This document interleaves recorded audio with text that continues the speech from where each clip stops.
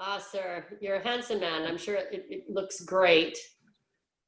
If you just turn your camera a little bit to your left, you'll get away from that big window behind you, and you'll be able to be seen. Move. You have to move At the window. or you can close the window, close the drapes. Yeah. Ah.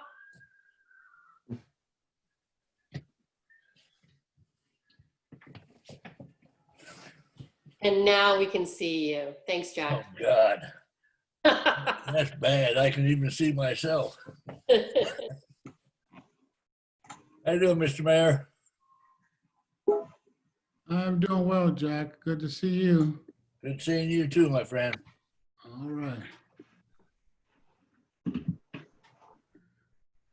Jen. It's me. Hello, Jack. It's Harry. It's 3 o'clock. Did we get any indications of nobody that wasn't going to show up? Are we all here? I heard from Candy Ingram saying that she was not going to show up. So I believe, I seen Sid on there a while ago. let's see, and we have Sergeant Major Launders. We're missing Mary, Jason Cameron, Edith Johnson, James Bogan, and Erica Cheney. Edith will no longer be with us. Oh, She has opted to step aside. Mr. Chairman, Yes. I have a replacement for her if it's agreeable with the group here. Jean Nakagawa. Her husband is deceased, of course, and he was a Navy captain, former POW in Vietnam. She's very active in the veterans community. Speaking on behalf of widows. Right. No, that's fine. I think we can handle that a little bit later on the agenda. Okay. But we did talk about her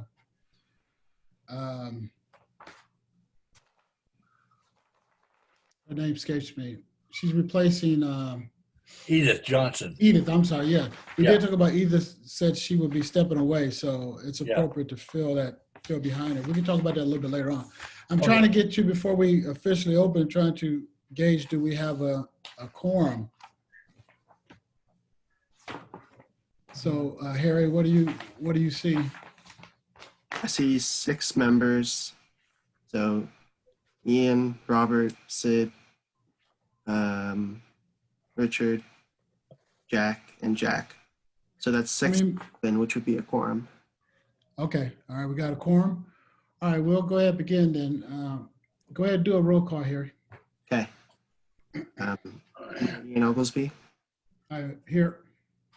Sergeant Major Robert Launders, Good morning. Mary Estrada, Sid Williams,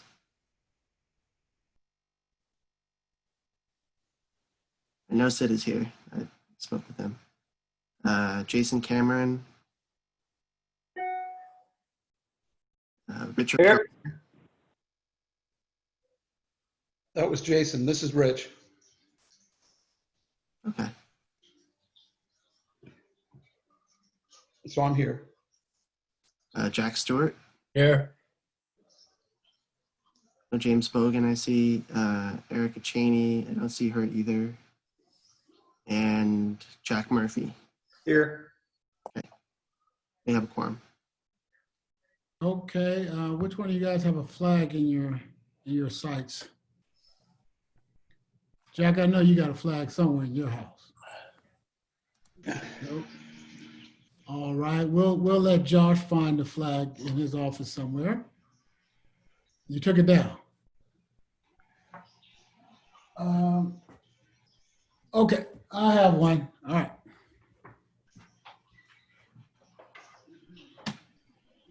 Where you guys? Where you soldiers at? All right, we're gonna stand up, do the Pledge of Allegiance.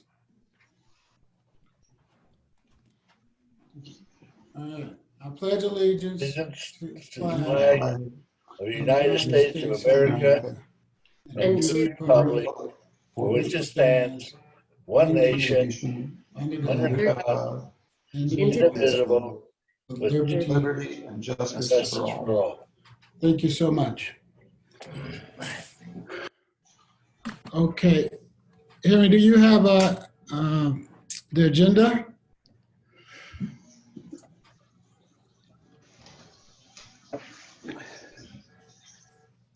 Harry, I didn't download mine, but I'll follow along. yeah, but I wonder if, can Harry display the agenda? I can do it. I got it Okay, here. Yeah. okay. Hold on. Up. Up. How's that? That's Okay. perfect.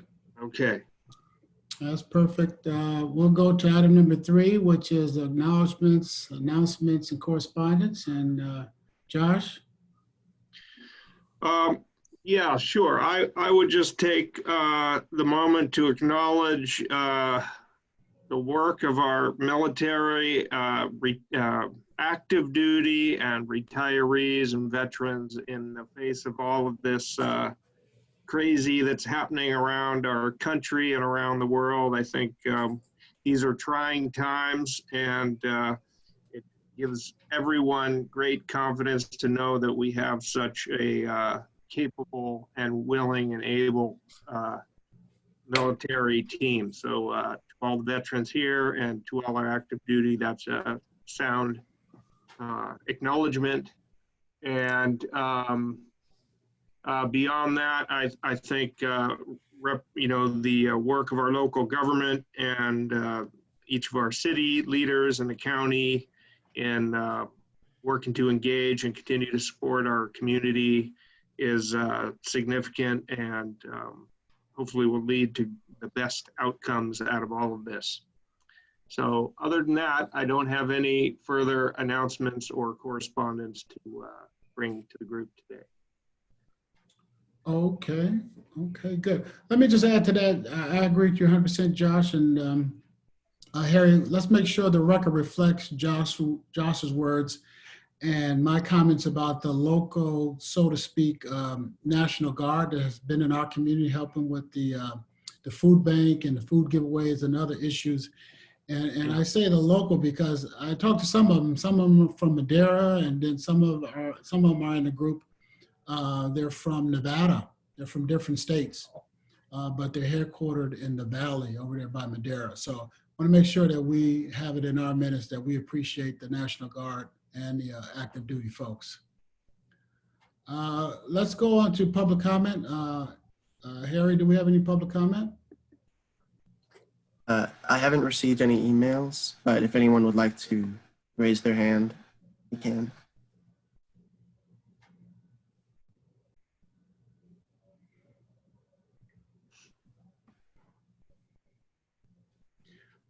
Okay, you don't have any, Harry, so I don't see any. Yeah, I'm not seeing any hands. We'll close public comment and we'll go to the minutes. Everybody should have a chance to read over the minutes. If you guys are willing and able, someone can move the minutes forward. This is Jack Murphy. I move to approve the minutes as published. Rich Garza, Major I'll second. Go ahead. I second. Third. Harry, you have both of them? Yes. Okay, go ahead, call the roll for passage of the minutes. I see also Sid has raised his hand. Hello. Say again? Lowered it. Okay, never mind. Mayor Ian Oglesby. Aye. Sergeant Major Robert Launders.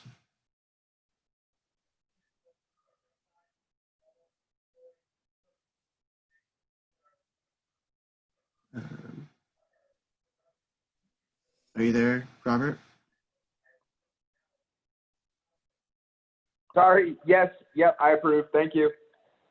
Sid Williams. Yes. Richard Garza. Aye. Jason Cameron.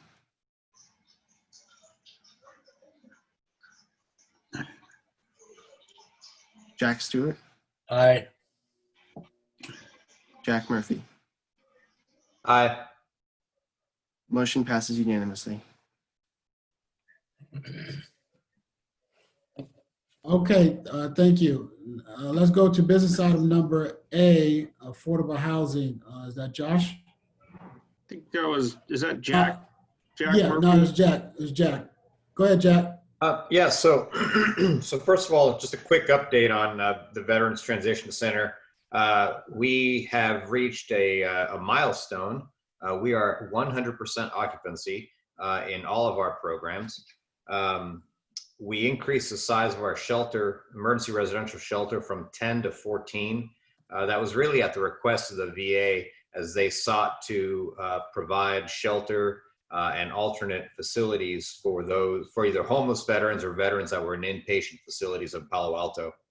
So we responded, grew from 10 to 14, and then we filled all of our other beds as well. Martinez Hall is still open, but the only entrance is over by the flagpole, kind of the traditional VTC case management door. You have to get buzzed in, and that's basically a precaution and a protocol that we have to protect our staff and also folks coming into the building. We have reduced operations, but we're still taking care of all the veterans that are in our program and also their family members. With respect to housing and construction projects, I have one duplex that was awarded to a local disabled veteran contractor. That was last month. We're about a little more than halfway done with that duplex rehab. It's largely funded, actually it's almost exclusively funded by the City of Seaside's Community Development Block Grant from about 2 years ago. That's carried over. So thank you, Mr. Mayor, for that continued support there. Light Fighter Village, the financing component of that 71 unit permanent supportive housing for veterans and their families continues to move forward. It's actually gained quite a bit of traction recently, so we're optimistic that we'll be able to break ground on that sometime the winter of this calendar year. Lastly, pertaining to the VA clinic, the former VA clinic over there in Seaside by CSUMB, the VTC has decided that we're going to partner with a larger local developer. It's actually the same developer that is doing our Light Fighter Village project, and they're doing a couple of other affordable housing projects in South County. The name of the company is EAH. They're a 50-year-old nonprofit affordable housing developer headquartered up in San Rafael. They've been strong supporters and partners of the VTC for a couple of years. And so we're glad that their board approved making basically a proposal to us for them to become the preferred developer. So that's going to move forward here. With respects to the COVID response in the community, if this forum, through all of your veteran connections, could let people know that our pantry is open to any veteran who has a need for food, and this is active duty service members as well, every day of the week from 9 to 12. And the pantry is in the back side of Martinez Hall. Just pull up, get out of the vehicle, come inside, and you can shop in our pantry. And then every Wednesday from 1 to 3, in the back of Martinez Hall, we are doing a drive-through food distribution for any member in the community. We did it yesterday, and in about 90 minutes, we gave out 106 food bags. And a fair number of the vehicles, surprisingly, were military, family members, spouses, but everyone else is just elderly and folks who have needs within the community. We're not checking IDs. We're not checking for veterans. This is something that VTC is providing as a community service. Yesterday was the second time we've done it. So if you know of people who have needs for food in particular, please refer them to VTC. Again, the pantry hours for veterans, it's from 9 till noon, Monday through Friday. And then for non-veterans who just want to do the drive-through, literally you roll your window down and we'll put a bag of food in your car. It's Wednesdays from 1 to 3. And then subject to your questions or comments, Mr. Mayor. Thank you, Jack. Any questions? Any questions? Jason Okay. Cameron's waving his hand there. Oh, I'm sorry. I only have a couple people. So you have to catch them, Harry, if you see anybody. Go ahead. Just unmute them and let them go ahead. Questions. Jason, we can't hear you. Okay, how about now? Yeah. I can hear you. All right. So Jack, that's awesome. Thank you so much for that information. So good to know, Monday through Friday, so all week long, 9 to noon for the vets. So what you're telling me then is there's somebody that's actually physically working at the location at those times. You don't need to call ahead of time or anything like that. You just show up. That is correct. Just show up. All right. Roger. Thank you. Mhm.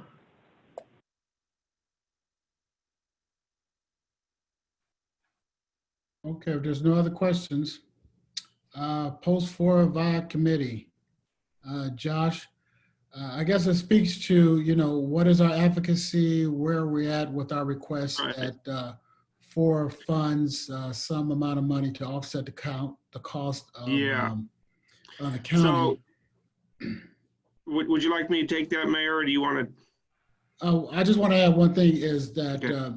I think as the committee, we need to make sure that we're requesting the funds, but separating out the request for the county to, what is, lack of a better word, oversee or support the VAC going forward, irregardless of whether FORA sends money.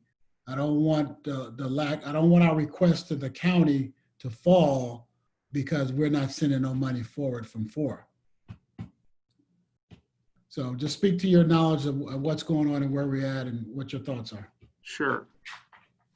Yeah, so the letters and communication from this committee have been received by the board and continue to be records that reflect the interest of the committee. The county has submitted a larger request to the tune of about 1.5 million.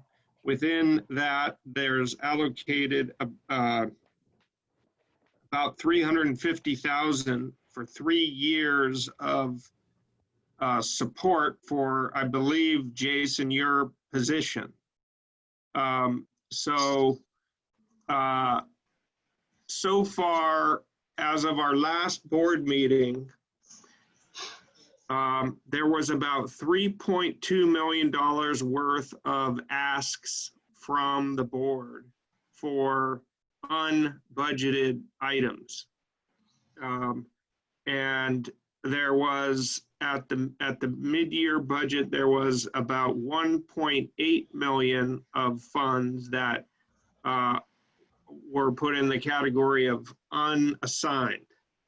So the message has been, obviously there's more ask than there is fund. And so there will need to be prioritization done. At the last, and again, that's all still being held towards probably the end of May, maybe the beginning of June now, because there are a number of moving parts of how these funds, the board will make a decision about how to do this. That said, the reprise continues to be an acknowledgement that providing for the support of the veterans community is one of the priority areas, along with providing for the city of Seaside to undertake the obligations and responsibilities of the local redevelopment authority under the ESCA. And there was one other item that the board kind of acknowledged. All of that would be covered under or could be covered conceptually under that $1.8 million of unassigned money. So that's kind of the status. It's still up there on the radar and remains noted as a priority. It's not certain. And every day is a new kind of thing around the office of who is sending in new requests or various letters from attorneys and things like that. So I think it's incumbent on you all to keep doing what you've been doing, advocating, connecting with your board members, and staying focused on the maintaining the presence of the veterans community for when the decision comes down. So I think that's what I would add, unless you have anything else to add to that, Mayor. No, I just want to thank you for your continued advocacy for this committee and continue to put us in a position so we can advocate for ourselves. Like you said, it is in front of the FORA board, and anybody that's left over and not spoken for is going through, the first pass is the council or the board is sending it back through the finance committee.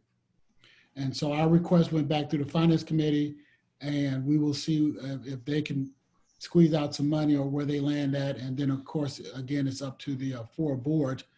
But my main goal is I just want to make sure that this committee understands we have to continue to separate the ask for the money and the ask for the county to continue to support and liaison with the VIAC committee, irregardless of the money sent from FORA. I don't want to die. I don't want that commitment from the county to support this committee and its work to die on the vine because FORA didn't send any money forward. We can't allow the two to go together, and so the county can say, well, FORA didn't send any money, so we don't have to think about it. No, our request needs to go to the Board of Supervisors and let them make an independent evaluation on if they can find any money in their budget.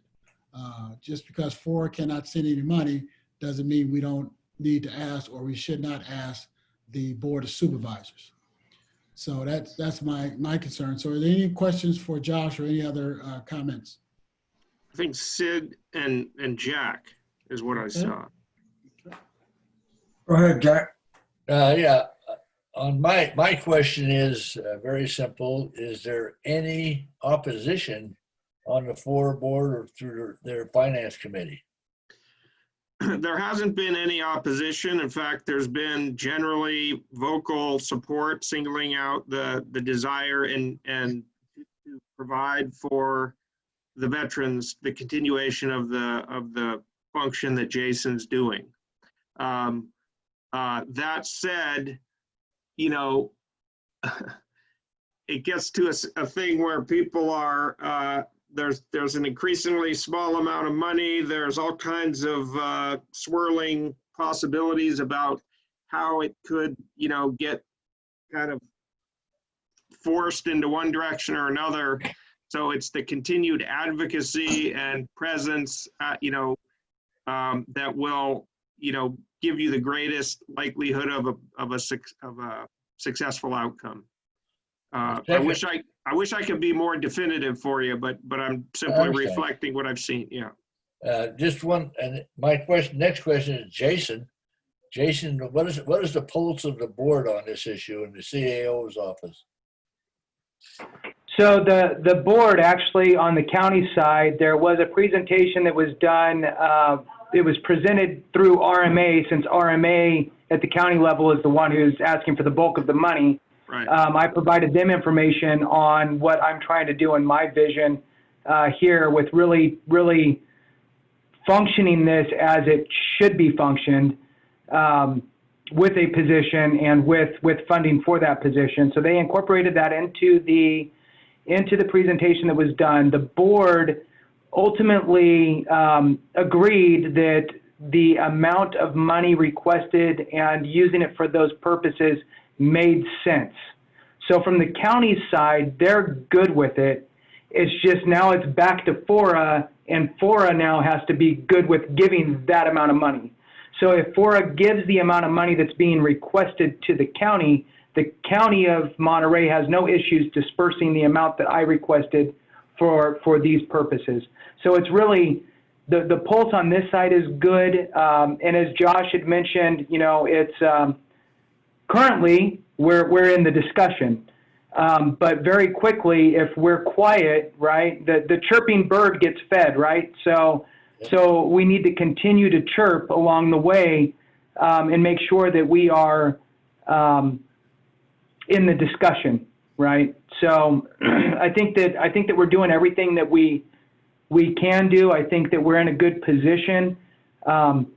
But again, what Josh said is there's so much money, so somebody's getting cut somewhere, or percentages are getting reduced somewhere. That's just what's going to happen. But we cannot relent on the messaging of the importance of this as we move through. It's now more than ever is what we have to really be cognizant of the communication, and especially in today's world where we're not showing up at people's offices, we're not going to the Board of Supervisors office and dropping by and saying hello and having those conversations. I implore anybody who wants to support this to write a letter, draft a letter, mail it in, do a phone call, send an email, do anything like that to just continue to champion this. The fruits will pay off in the future. And although I agree with the mayor, I think that that's a slippery slope in today's economic environment from the county's perspective. As soon as they smell an option of do this without FORA funding, who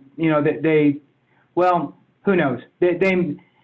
They're not going to give their money because there is no money to give. I mean, we're looking at a very drastic, probably year or two after this. So there is no money there to be had. I'm fighting to keep what I have at this point. So I think that this is really the only option for the veteran community is through this FORA transition. And fortunate enough for us, it happened at this time. So that's the longest way that I could put that. I tried to stretch it out. Yeah, and if I might, I'd just add that to Jason's point about not, showing up at meetings, Jack, I'm impressed to see you sitting there in your chair on Zoom, and Sid, even though you're not showing a video, or at least I can't see it. I mean, you guys are here in this meeting. Yes. And you're welcome to attend all FORA meetings in this way.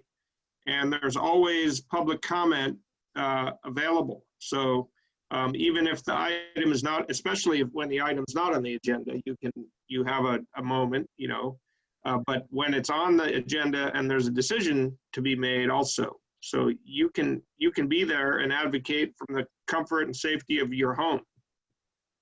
I think what we need there, Josh, is you or through Harry or somebody to prompt us, hey, go to this meeting, via telecommunications. And I can be there, no problem.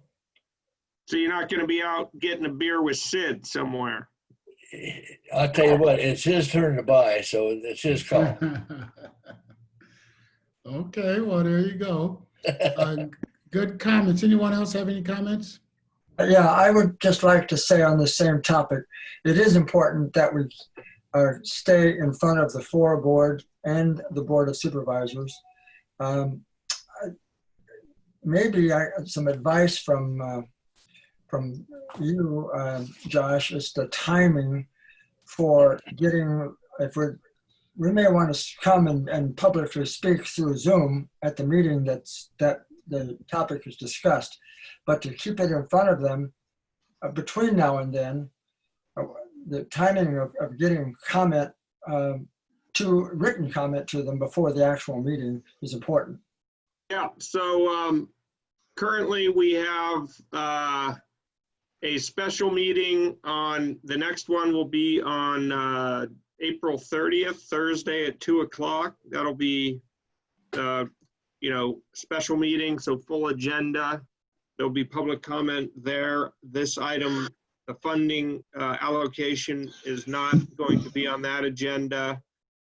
I think, given what I'm seeing with our agendas, that it would likely, the earliest a decision on this would potentially late May, but more likely, you know, one of the last couple meetings that we'll have, because that'll be when it's clear what all the costs are and where we are with the real numbers. But you could be at each one of those meetings, or plan to be, give you something to do, and, you know, just watch the agendas. If it's not on the agenda, then you would make your comment at the general public comment period. And then if it is on the agenda, you would comment when the item is up for discussion and action. So there's only right now, 5 more meetings of the FORA board. I wouldn't be surprised if a 6th one is added before the end of time, but yeah, I think at least 5. So yeah, we will have conducted a year's worth of board meetings in 6 months by the end of June. And if there's anyone that would like to be on the board mail list so you can get all this information, let me know and I can add your email to it if you aren't part of it already. I think the key to all this, Josh and Jason, you've got to keep us abreast of what you're going to present so that we can back up your statements, your agendas. Because if we go there with our own agendas, it may be for naught. It may be counterproductive, in fact, you know. So we need input from you so we can, you know, speak intelligently and effectively. Yeah, so we can, Harry, I would just make sure everybody on this email list for the VIAC is part of our board sending. So you'll have our agendas, our whole packets, and then I'll work with Harry to make sure he's reaching out to you guys, Jack and Sid especially, to let you know what's happening. And then, you know, would that work? That's beautiful with me. I know Rich is involved in this too also. Yeah, and in fact, I wanted to underscore what Jason said based on my conversation with Supervisor Phillips. And funding and support of this program, I think at this point are going hand in hand. Yeah, so you've got a strong advocate both from Phillips, of course, and the mayor here as well. So those are 2 big voices, and you know, I think you can build from there. Yeah. Yeah, no. Okay. Go ahead, Jack. I think it was Rich was speaking. Rich, go ahead, finish what you're saying. No, that's fine. I'm done. Okay, anyone else? Okay, we'll move the agenda. Let me get back to the agenda here for you. Hold on.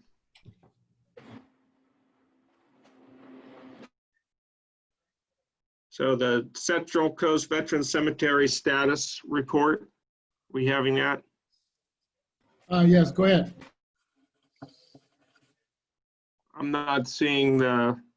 I don't think Eric is here. I'll cover some of that when I get to my report. Okay, that'll be fine. Thank you.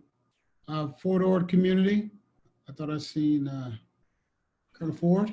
Hey, Sergeant Major Launders here. Can you hear me? Sergeant Major. Yes, go ahead. Oh, all right.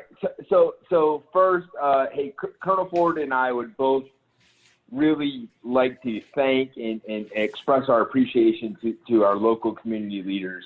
I know what the federal statutes have been different from what the local statutes have been. But I mean, Colonel Ford has said over and over again how much he appreciates Monterey, Seaside, Pacific Grove, all of our surrounding communities for allowing us the flexibility to do what we need to do and make the mission happen here. So, Mr. Mayor, I know you're here. I just want to say thank you to you and the community of Seaside for allowing us the flexibility to let us do what we need to do in this great troubling times. on top of that, we are extremely proud to say we are the only United States Army garrison in the continental United States that can say we do not have a COVID-19 case. So I think that is based on the strength of our community and the actions that we have all taken. And that is awesome that we have been able to protect the force and our community by doing those things. So Awesome, man. thank you all. Okay, well, thank you. Thank you so much for that, Sergeant Major. And, I think, we stand ready as a community to assist our veterans and our active duty personnel. Thanks so much, sir. All right. So second point, Jack at VTC. Hey, I appreciate what you guys are doing out there. I would love to be able to come out and hand out some stuff if that's okay with you. My second point though on that is what I'm greatly concerned of is why any of our active duty folks would be partaking in any of that stuff, because we have systems in place that we can help them out with. I'm not against them doing that, but I'd much rather that they use the active duty systems that we have in place. That way we can keep those commodities that you are so graciously donating for our veteran community that cannot use our Army emergency relief. Hey, Sergeant Major, I hear you. And as someone who was, not too long ago, kind of wondering the same thing, because ACS, AER, others do have some generous programs. I'll tell you, I haven't seen any service members come through. I've talked to a couple of dozen spouses that have come through. They're easy to pick out because of the vehicles, and you start talking to them. And there was one woman yesterday who told me her husband is deployed right now. She's got a baby, and she's frankly afraid to leave the house to go to a grocery store. There's another woman who was getting separated from her husband and was starting to look for resources. She came in today, as a matter of fact. Yeah, I hear you. There's reasons. I don't get into it with them. I just provide what we can. I welcome you, and potentially, or if Colonel Ford, if your schedules permit, come down to VTC next Wednesday at 1 o'clock and help us give out food bags. It actually goes by pretty quickly. We gave out 50 bags inside of 8 minutes yesterday, just lining up cars, and they just drive through the parking lot. I almost got my foot run over because some woman didn't even want to stop. They're out there. But I hear you loud and clear about the, not pulling resources that are tight from the community. We've been seeing it as long as I've been at VTC, especially the lower enlisted are just having a hard time right now. And I think a lot of it is just psychological too, where people think or feel they need to go get something. They need to go do something so that they have it, because if they don't grab it, someone else will. Toilet paper and whatnot. Same thing with Jason Cameron, not wanting to go shave his beard because he's afraid of the second coming. Same thing. Somebody may want that hair, huh? It helps keep the COVID viruses away from my face. That's why I keep mine.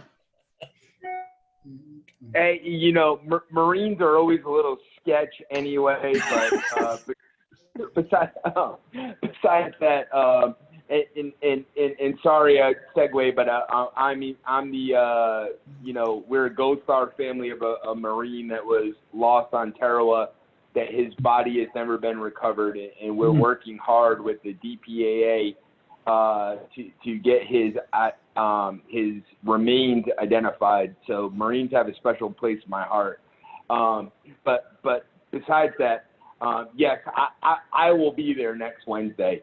Because I want to make sure that our active duty folks know, and our National Guard and reservists that are on Title 10 orders while they're here going through training, that we have these resources. And we don't need to pull them from our local resources, because there's a great need out there, and I really don't want to see our local community, and I don't want to say suffering, but having those resources taken away when we can provide that through Title X federal funds. So I'll be out there, and that's a fault I've had is when I was in Germany, I saw the Veterans Transition Council there, and I said that's something that I wanted to get involved in, and I was just getting to that point where I felt comfortable in my job here as the Garrison TSM, and then COVID hit. And we're going to be like this for a little while, so I'm just going to jump in. So I'll be out there and getting that done. So I appreciate that. Not to hold the meeting up. Just a couple of quick things for or the military community as a whole. Hey, our commissary is working overtime to make sure that folks have everything that they need. We've got a whole bunch of processes in place to make sure that it's safe and secure for folks to go in there shopping. The only thing that we ask is, that our non-active duty folks don't go over there Saturday morning between 8:30 and 10:30. We're using that as active duty only, so that we can give a chance for our drill sergeants, language instructors, and those folks that are busy all week doing training to be able to get their stuff. If you're going to come on to the Presidio proper, you have to have a mask on your person, and you have to be able to show it to the guard on the way in. One of the big things that we've been having come up lately is agent letters. And an agent letter is for someone that's not able to go to the PX or commissary on their own, so they have a person designated.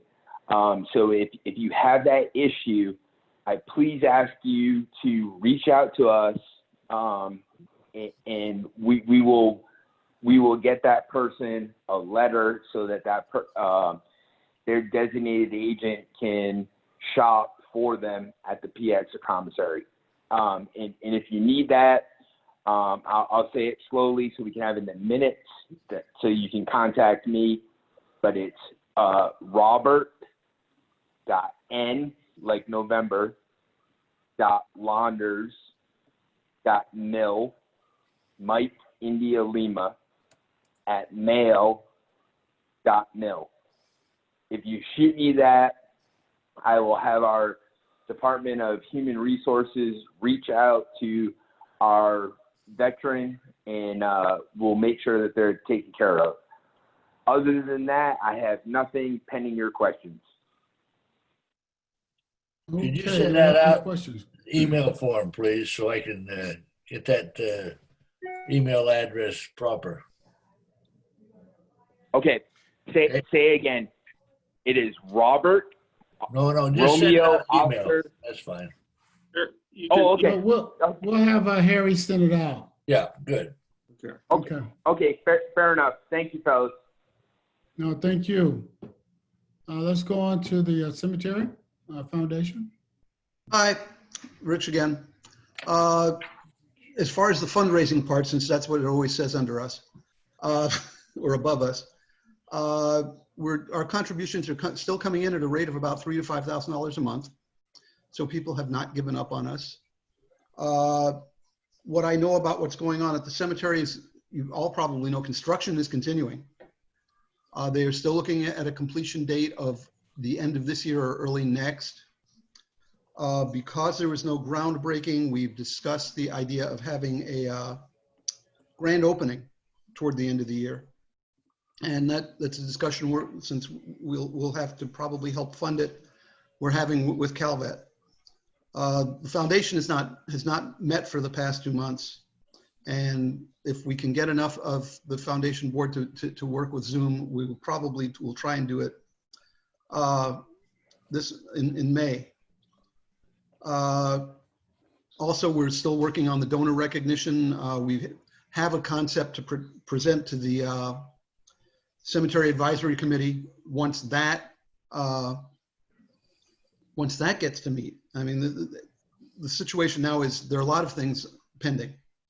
We had an epic ride we were working on for this year that was brought up by the writers, but I think that's going to be shelved just because there's no time to organize it, and Lord knows, and different states are going to have different shutdown orders, and I don't think it's a good time to try and ride a motorcycle cross country.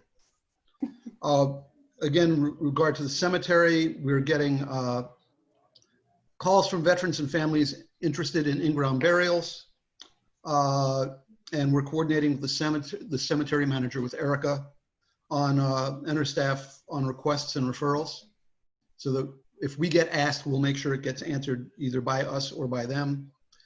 We've also taken over the placement of vases on columbaria, and we work with the cemetery on that. And people are again talking about buying benches. And Calvet has not indicated, they're not taking any right now, or any funding for them, because they don't know what they need for phase 2 yet. And when they do, we'll find out, and then we'll be able to pass that information on. And Harry, I think you have all this in writing, so if you want to use that for the minutes, that's, you know, because I did a real abbreviated version of it. Probably what you got from Candy is more informative than what I had to say. But that's about it. Okay, thank you. Any questions?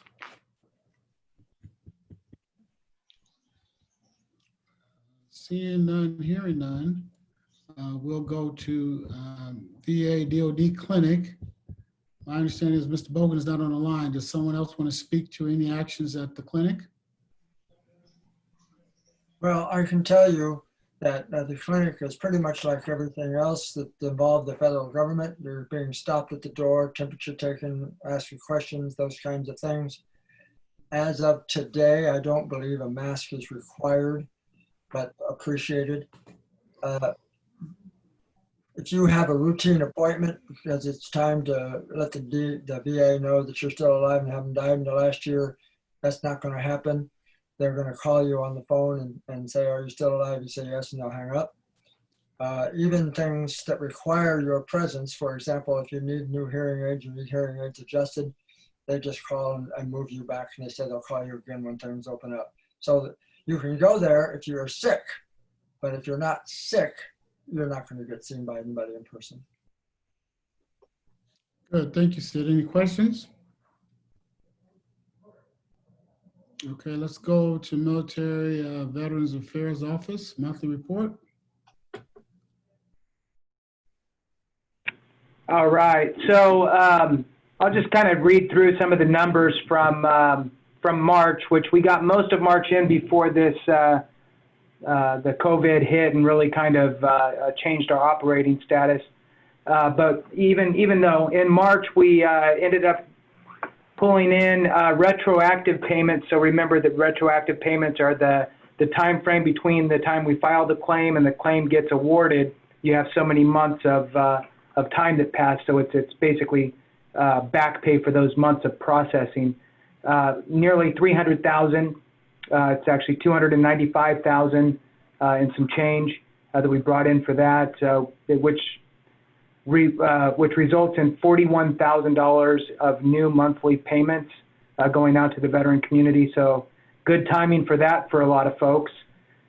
We still ended up having 361 walk-ins or appointments into our office with 863 phone calls. We filed 417 claims, and we still ended up waiving over $9,000 in college tuition fee waivers, made 9 trips to Palo Alto with 25 veterans, 6 outreach events with 62 new contacts made. Our survey, we weren't able to send it out. Our subscription or what have you that we had was a limited subscription, so we're in the process of getting a new license for the program that we use for our survey. But if I go on past numbers, we did great with the survey, I'm sure. So there you go. As far as some changes with, so since it's been a while since we talked, some changes obviously had to have happened with our office. We have suspended the van ride program until we can figure out what we're going to do with that for the safety of the van drivers who are mostly volunteer. Well, they're all volunteers, volunteer van drivers, and the majority of them are over 65 years old. So probably not a good place for them to have a bunch of people in a car driving back and forth. So that's suspended, and we suspended all outreach events that are in person. I've been leveraging LinkedIn and some other tools just to try to get the word out on what we do and how we do it, and try to generate some additional new business, we'll call it, new claims getting filed through our office. All of my vet reps, the people who actually function the VA claims submissions, filing the claims for individuals, whether it be the veteran or a spouse or a dependent, they are all working from home. They're utilizing Zoom, and they're utilizing their cell phones and so forth. You can we're still taking appointments. We're still doing all of the things we've done before. It's just now all virtual. So lucky for us, we had talked about it and we had rolled this out, I don't know, maybe 4 or 5 months prior to this pandemic taking hold. So we already had a couple steps ahead of the game to be able to still facilitate claims.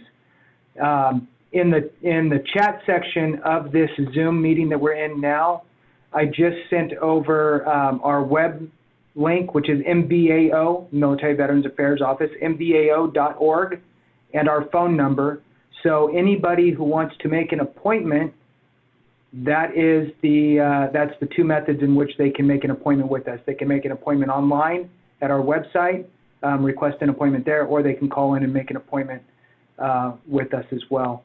And at that point, that concludes my report, pending any questions. Thank you, Jason. Any questions?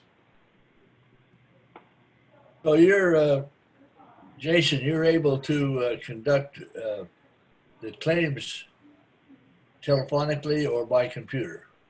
Yes, sir. Yes, sir.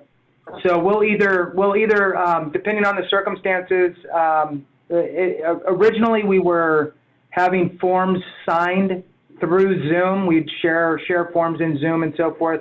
Then there was some kind of security risks. So now we've kind of leaned more towards sending encrypted emails with the forms to be signed. If the individual does not have a printer at home or cannot go to UPS store or FedEx or something to print out the forms, depending on where they're located, we can print the forms out and mail them to them with a return envelope so they can sign and return. So you're talking about a worst case scenario of a week lag time, a couple days to get there, a couple days to get back with the mail. But it's a lot better than waiting for this to lift and come and see us in person. So we're functioning well. Thank you, Jack. Yeah. Are you able to protect the effective dates that way?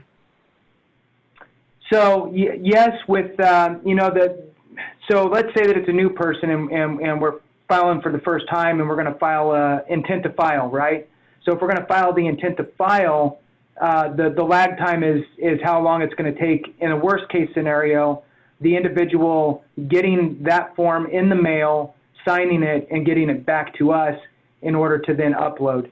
So again, you're looking at a week's time frame. The only time that's going to have a hindrance is if we mailed it out on, say, the 27th of the month, and then we rolled into the next month. Yeah. By the time we get it back, now we miss a month of back pay. So if somebody was awarded 100% and they're getting $3,000 and change a month, and they got back pay for 10 months, maybe they should have gotten 11, but we missed that time frame, right? So there's that little caveat of if we roll into a new month with the effective dates. Yeah. And you could always do the telephonic and formal claim to the VA, right? Yes, sir. Yeah. Okay. Well, thank you for that, Jack. Any other questions? Thank you for the update, Jason. I appreciate all what you're doing with the veterans. And to be honest with you, if they didn't have you as their resource within the county, we would only, we don't know what they would do. We know they would be hurting. So we appreciate you in that office, and we definitely support what you're doing in that office.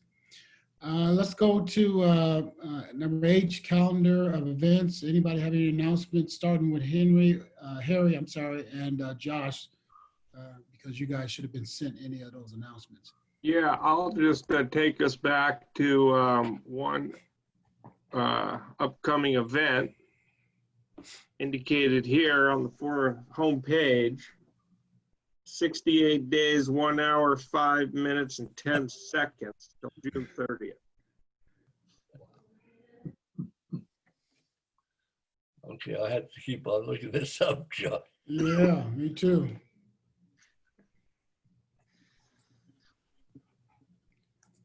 Was that it? That's your update, huh?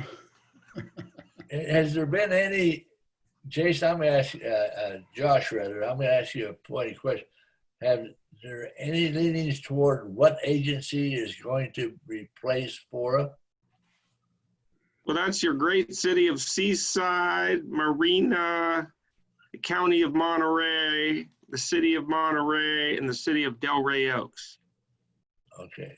Yeah, it's local empowerment plus. Plus. I think. Hey, sorry, Major Launders. So we'd really love the retiree council to take over the VIAC when it sunsets. If everyone's willing and will put their resources towards that would be great for us. Interesting. Anyone else? Calendar of events. It's yeah. You know, I already mentioned our upcoming board meeting, so those would be the other noteworthy calendar items for this group. That's what I was going to say, Josh. Is if that we can turn similar to what Jack was saying, if we can turn those meetings into sharing information about where we want our VIAC members to be to listen in, conference call or Zoom calls. You guys should push that out because we're really not even having any events where we gather. We're just having really business meetings, either conference calls or Zoom calls. So we can just continue to push them out to let those guys know when the meetings are happening, and maybe even 2 or 3 talking points from FORA's perspective, from your perspective, Josh, about what to listen for, in a sense, and maybe some 2 or 3 points about public comment, and then maybe they can get off the phone. But like you guys said earlier, if they are at the meeting, if they're attending the meeting, they're listening in, the voices will be heard. Yeah, the chirping will be heard. Indeed. I'll work with I'll work through Harry to give those talking points, but our agenda packages go out on a regular basis.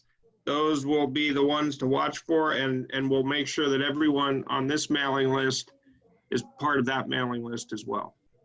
Yeah, just that same mailing list, and if you guys have the Zoom number or whatever number, just plain old email, and they can call if they want to call. Yeah. All right. Anybody else?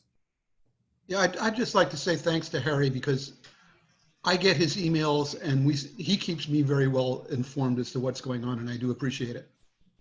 It's great to hear. Yeah, Harry has really stepped up, and I'll note that Harry began with us as a temp hire manning the phones, and he has risen quickly amidst the ranks and has now been most recently promoted to deputy clerk and executive assistant. So yeah, he's senior management now, huh? I kid Harry because I was there, and I think when he first showed up at trying to look for what was FORA about and what did we do, and I'm just so glad that he was there when you needed him, Josh, and he's working, and he's proven himself as a person that you can lean on, And yeah, give him all the titles he can handle on the way out the door, because he deserves it. Indeed. Thank you, Mr. There's Mayor. yeah, my pleasure. Items from members. Hey, so I'm sorry, Sergeant Major Launders again. So if you didn't hear, the language day for Presidio was canceled because of COVID. That was supposed to happen in a couple of weeks. I'm still hanging on that we may be able to do Salute to the Nation over the 4th of July weekend, but it's not looking good. If that doesn't happen, once we are allowed to do some kind of event, we are going to do something here on the Presidio. The special thing will be we have the cannon for the main post parade field, Soldier Field, that we want to debut. So there will be some type of event, and I would really, really love if we can get everyone, from the BIAC and the Retiree Council to support that event. Once we get there and we can do it safely and not put our people at risk. Thank you. Anyone else? I just to follow up on the Sergeant Major's recommendation on the retiree council. I think that I would like to hear more on that, because I believe the proper place for that to fall under would be the Military and Veterans Affairs Office, because they deal with all aspects of the functions on the former Fort Ord.